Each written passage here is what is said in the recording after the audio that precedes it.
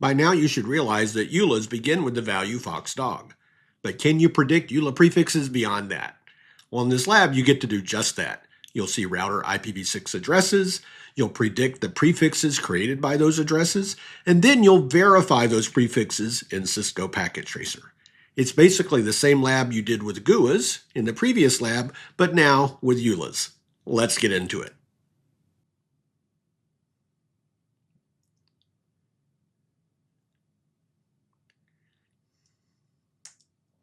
So here's the topology we'll use in lab. We've got router R1 on the left, like it's a central site router, and 3 branch office routers on the right, R2, R3, and R4. You also see the interface IDs listed there. In fact, it's the same topology as the previous lab. In fact, it's the same starting packet tracer file as the previous lab. Here are the interface addresses I'm going to want you to configure. So we've got the routers listed here, the interfaces, and then the abbreviated address in the third column and the expanded address in the fourth column. You can configure either. It's just shorter to type the abbreviated address, but it's probably easier to parse through mentally what's in the expanded address. So you can choose whichever you want to type when you're configuring.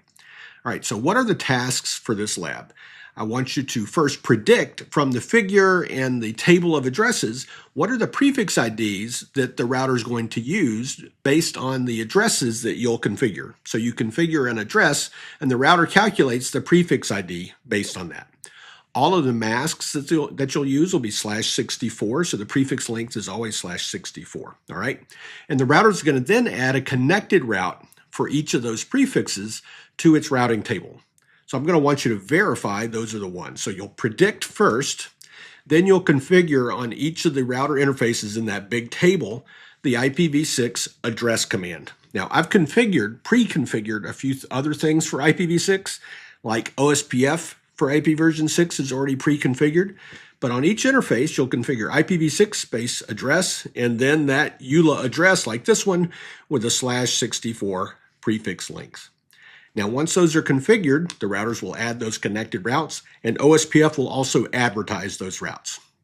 So what I want you to do is you show IPv6 route on each router and look at the connected routes with a C at the far left for the code and the OSPF routes with an O at the far left for the code. You can ignore the local routes and use the information and show IP route to verify the predictions that you just made about what prefixes you expect to exist in lab. Mainly, this is all an excuse to get you thinking about ULAs and ULA prefixes and observing them and thinking about them, all right? So it's time to do lab. Here are your tasks. You can back up in time to see the list of addresses, and I'm going to give you a few moments to hit pause and go do the lab now. So hopefully you'll enjoy doing the lab, and here you go.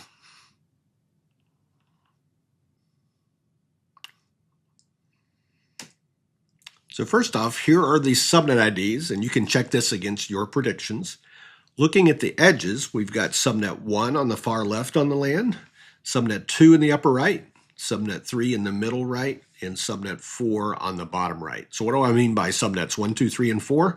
Well, they all begin with the same first 12 hex digits. They all begin with foxdog because they're ULAs, and then 55 bead fade, 55 bead fade, 55 bead fade, and so on. So all the first 12 hex digits for all of these addresses and all of these prefix IDs are the same. Then in the middle on the 3 WAN links, we've got foxdog, 55 bead fade again, 12, 13, and 14 for the subnet IDs in the middle. All right, so that's what you should expect with the prefix IDs when you get into Packet Tracer.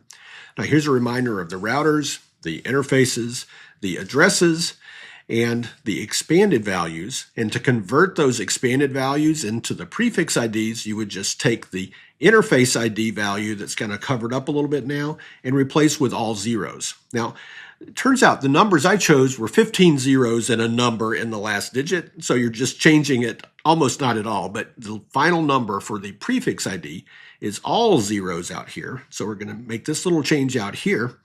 And then if we abbreviate that value, here's what you end up with. Here's the abbreviated address in this third column and the abbreviated prefix ID in the fourth column.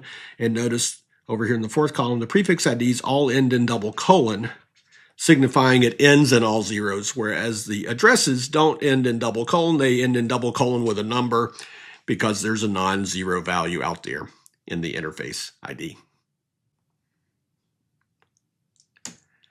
So let's walk through the verification steps on a couple of the routers at least. Here's router R1. It has 4 interfaces. So of course, we would expect 4 connected routes, and here they are. We've got a route to subnet 1, subnet 12, 13, and 14. And of course, the first 12 hex digits, they begin with foxdog because it's a ULA, and then 55, bead, fade for each of those. So let's get into the CLI and see what we see. So now I've got the packet tracer file that you could have downloaded from the description in this video. And I've opened it up, and I pre-configured all the IPv6 address commands, but I want to show you those first. So here we are in router R1, and the show running config command. If I press return and space down a bit, we can see there's our first one with foxdog 55 bead fade with subnet 1 and interface ID 1 there. And all these will have interface ID values of 1 because by my convention on router R1, all the interface ID values are 1. And then if we keep scrolling down a bit to the 3 WAN interfaces, we see the IPv6 address command on the first WAN interface in subnet 12, and the next one in subnet 13, and the next one in subnet 14. So they're configured. And then prior to lab, in fact, in the file you downloaded, we've got OSPF config and IPv6 routing config that we'll talk about in a later chapter. All right, so what about the routing table? Well, in a real router, show IPv6 route connected would show you only connected routes, and it's just not supported in Packet Tracer in this version. But show IPv6 route OSPF is supported here, and you see just the OSPF routes, just so you know. But we'll look at the whole routing table without the OSPF or connected keyword, and I'll hit the space bar to get it all here, and it does just barely fit on the screen. So if we look for the items that have a C for connected out here at the far left, we've got 4 interfaces where we've configured addresses. So we should see 1, 2, 3, and 4 of those.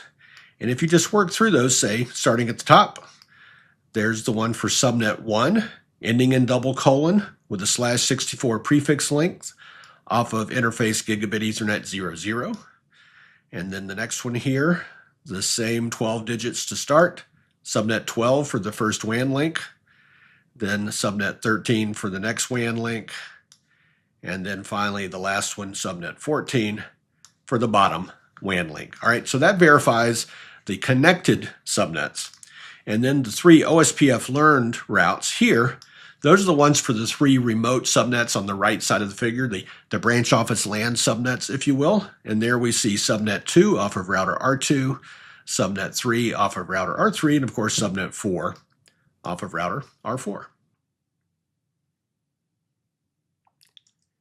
Next up, let's do the same thing, but for router R2, it's only got 2 interfaces, so 2 connected routes. This time for subnet 2 on the LAN side and also subnet 12 connected over to router R1 on the WAN. Time for the CLI. So once again, we're in this packet tracer file that I've pre-configured with all the addresses, so I'll leave the address configuration to you.